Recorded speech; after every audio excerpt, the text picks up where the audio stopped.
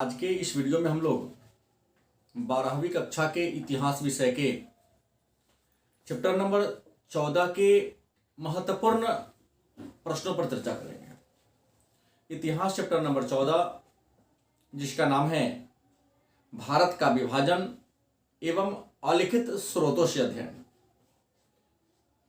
तो आइए हम लोग पहला प्रश्न चर्चा करें। पहला प्रश्न है, मुस्लिम लीग ने 22 दिसंबर 1939 ईस्वी को मुक्ति दिवस क्यों मनाई? प्रश्न को गौर से सुनेंगे। मुस्लिम लीग ने 22 दिसंबर 1946 ईस्वी को मुक्ति दिवस क्यों मनाई? आपका उत्तर होगा 1935 के अधिनियम के द्वारा 1935 के अधिनियम के द्वारा 1937 ईस्वी में ब्रिटिश भारत में चुनाव कराया गया, लेकिन इस चुनाव में मुस्लिम लीग को सफलता न मिली, अतः वे इस चुनाव से असंतुष्ट हो गए। लेकिन 1939 ईस्वी में जब दूसरा विश्व युद्ध प्रारंभ हुआ तो ब्रिटिश सरकार ने भारतीयों के सहमति के बिना भारत को दूसरे विश्व युद्ध में शामिल कर लिया। इससे दुखी होकर कांग्रेस मंत्रिमंडल ने 22 अक्टूबर 1939 ईस्वी को सामूहिक रूप से त्याग पत्र दे दिया। इसी खुशी में, मतलब कांग्रेस मंत्रिमंडल के त्याग पत्र देने की खुशी में, मुस्लिम लीग ने 22 दिसंबर 1939 को मुक्ति दिवस मनाई। अगला प्रश्न है, अगस्त घोषणा पत्र क्या है? अगस्त घोषणा पत्र क्या है अथवा अगस्त घोषणा पत्र से आप क्या समझते हैं? आपका उत्तर होगा दूसरे विश्व युद्ध में जब अंग्रेजों की स्थिति खराब होने लगी। दूसरे विश्व युद्ध में जब अंग्रेजों की स्थिति खराब होने लगी तो भारतीयों की सहायता प्राप्त करने के लिए 8 अगस्त 1940 ईस्वी को वायसराय लॉर्ड लिनलिथगो के द्वारा एक घोषणा पत्र जारी किया। उसी घोषणा पत्र को अगस्त घोषणा पत्र के नाम से जानते हैं। अगस्त घोषणा पत्र की मुख्य बातें थी, वायसराय के सलाहकार काउंसिल का विस्तार किया जाएगा और इसमें भारतीय सदस्यों की संख्या बढ़ाई जाएगी। युद्ध संबंधी विषय पर बातचीत करने के लिए युद्ध परामर्श समिति का गठन किया जाएगा तथा अल्पसंख्यकों को भरोसे में लिया जाएगा। तीसरा प्रश्न है, व्यक्तिगत सत्याग्रह का उद्देश्य क्या था? व्यक्तिगत सत्याग्रह का उद्देश्य क्या था? आपका उत्तर होगा व्यक्तिगत सत्याग्रह, जिसकी शुरुआत महात्मा गांधी ने 1940 ईस्वी में किया था। इसका मुख्य उद्देश्य निम्नलिखित है। नंबर 1, महात्मा गांधी जनता को आने वाले संघर्ष के लिए तैयार करना चाहते थे। वे भारतीयों में राजनीतिक चेतना या राजनीति का प्रशिक्षण देना चाहते थे। दूसरा, यह भारतीय जनता के उग्र राजनीतिक चेतना का अभिव्यक्ति था और महात्मा गांधी सरकार को, मतलब ब्रिटिश सरकार को, एक बार मौका देना चाहते थे कि उनकी मांग को सरकार स्वीकार कर ले। चौथा प्रश्न है, क्रिप्स मिशन से आप क्या समझते हैं? क्रिप्स मिशन क्या है अथवा क्रिप्स मिशन से आप क्या समझते हैं? इसके मुख्य बातों को लिखें। आपका उत्तर होगा दूसरे विश्व युद्ध में जब अंग्रेजों की स्थिति बहुत ज्यादा खराब होने लगी। दूसरे विश्व युद्ध में जब अंग्रेजों की स्थिति बहुत ज्यादा खराब होने लगी, तब मित्र राष्ट्रों के दबाव में आकर इंग्लैंड के प्रधानमंत्री विंस्टन चर्चिल ने भारतीयों से सहयोग प्राप्त करने के लिए, भारतीयों से सहयोग प्राप्त करने के लिए 22 मार्च 1942 ईस्वी को एक सद्भावना मंडल भारत भेजा। इसके अध्यक्ष स्टेफर्ड क्रिप्स थे, अतः इसको हम क्रिप्स मिशन के नाम से जानते हैं। क्रिप्स मिशन की मुख्य बातें थी, नंबर 1, ब्रिटिश राष्ट्रमंडल के अंतर्गत भारत को औपनिवेशिक स्वराज्य का दर्जा दिया जाएगा। दूसरा, ब्रिटिश सरकार में या संविधान सभा में अल्पसंख्यकों की सुरक्षा के लिए संधि की जाएगी। तीसरा, जब तक भारत के संविधान का निर्माण न हो जाए तब तक भारत की सुरक्षा के लिए अंग्रेजी सरकार उत्तरदायी होगी और भारत के अन्य विभाग, भारतीय शासन के अन्य विभाग भारतीयों को सौंप दिया जाएगा। लेकिन इस सुधार के बदले भारत के लोग दूसरे विश्व युद्ध में अंग्रेजों की मदद करें।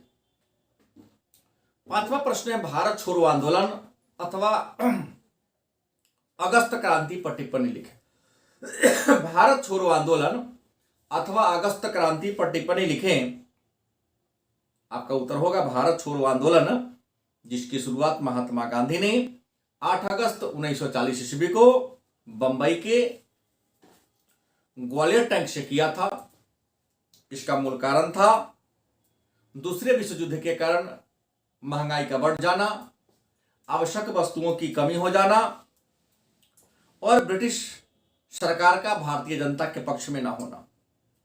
इन्हीं बातों को ध्यान में रखते हुए महात्मा गांधी ने 8 अगस्त 1942 ईस्वी को अपने जीवन का अंतिम राष्ट्रव्यापी आंदोलन शुरू किया, जिसको हम भारत छोड़ो आंदोलन अथवा अगस्त क्रांति के नाम से जानते हैं।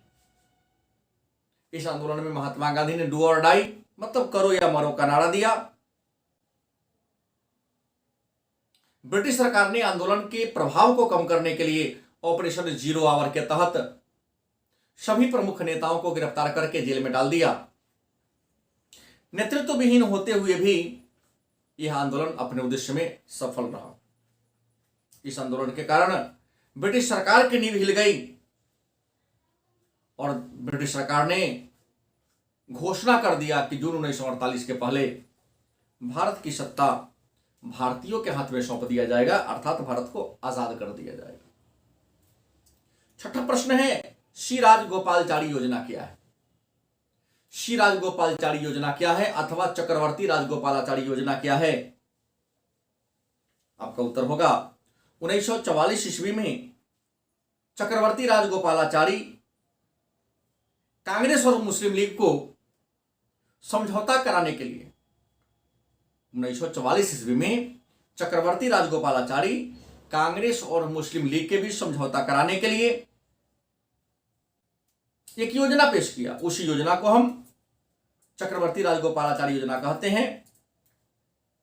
इस योजना में कहा गया था कि कांग्रेस और मुस्लिम लीग मिलकर पूर्ण स्वराज की मांग करें, लेकिन मुस्लिम लीग ने इस योजना को भी अस्वीकार कर दिया।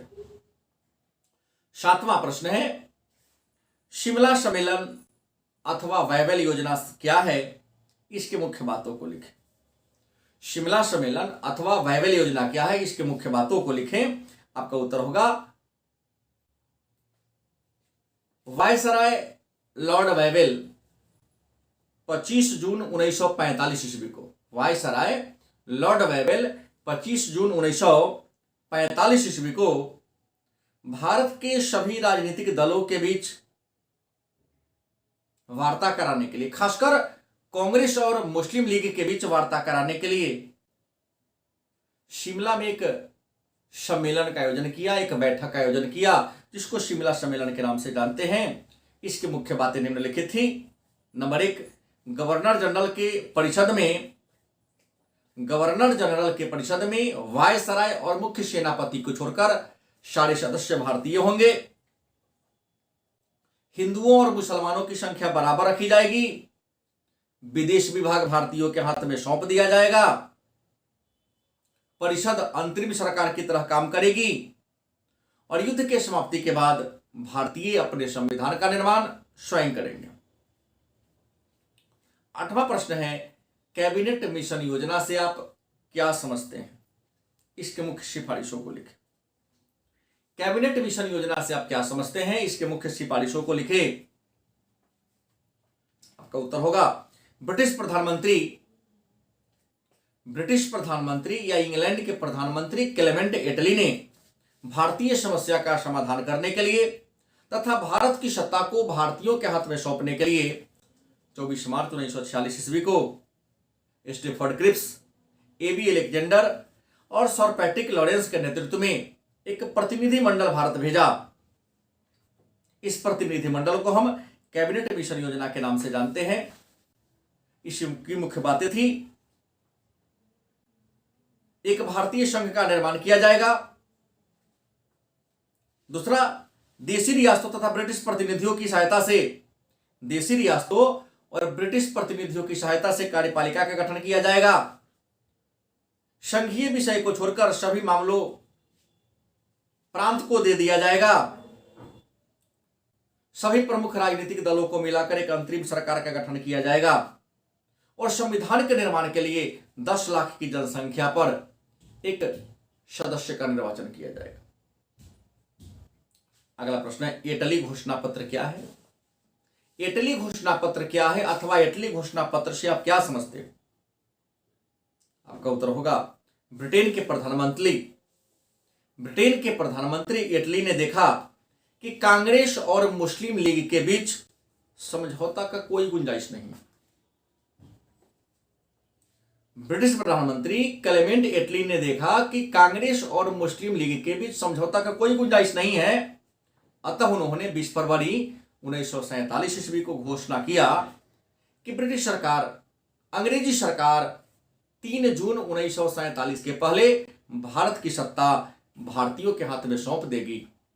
इसी घोषणा पत्र को एटली घोषणा पत्र के नाम से जानते हैं। 10वां प्रश्न है, मुस्लिम लीग ने सीधी कार्रवाई दिवस क्यों मनाई? मुस्लिम लीग ने सीधी कार्रवाई दिवस या प्रत्यक्ष कार्रवाई दिवस क्यों मनाई?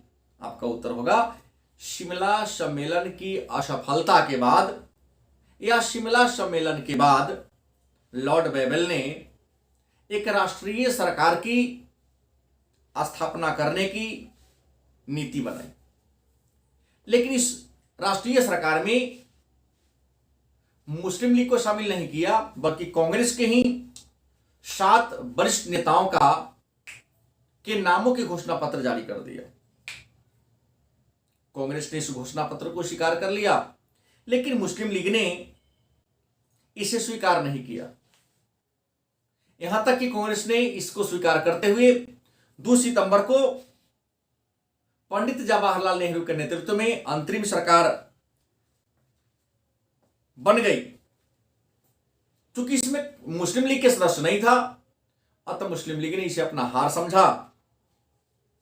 जहां पंडित जवाहरलाल नेहरू 16 अगस्त को सरकार बनाने की घोषणा कर दिया, वहीं 16 अगस्त को ही मुस्लिम लीग ने सीधी कार्रवाई दिवस बनाने की घोषणा कर दिया और नारा दिया, लेकर रहेंगे पाकिस्तान, लड़कर लेंगे पाकिस्तान। 11वां प्रश्न है, लॉर्ड माउंटबेटन योजना अथवा 3 जून योजना से आप क्या समझते हैं? लॉर्ड माउंटबेटन योजना अथवा 3 जून योजना से आप क्या समझते हैं? आपका उत्तर होगा, इटली घोषणा पत्र को क्रियान्वित करने के लिए लॉर्ड माउंटबेटन मार्च 1947 ईस्वी में इटली घोषणा पत्र को क्रियान्वित करने के लिए लॉर्ड माउंटबेटन मार्च 1947 ईस्वी में भारत का वायसराय बनकर आया।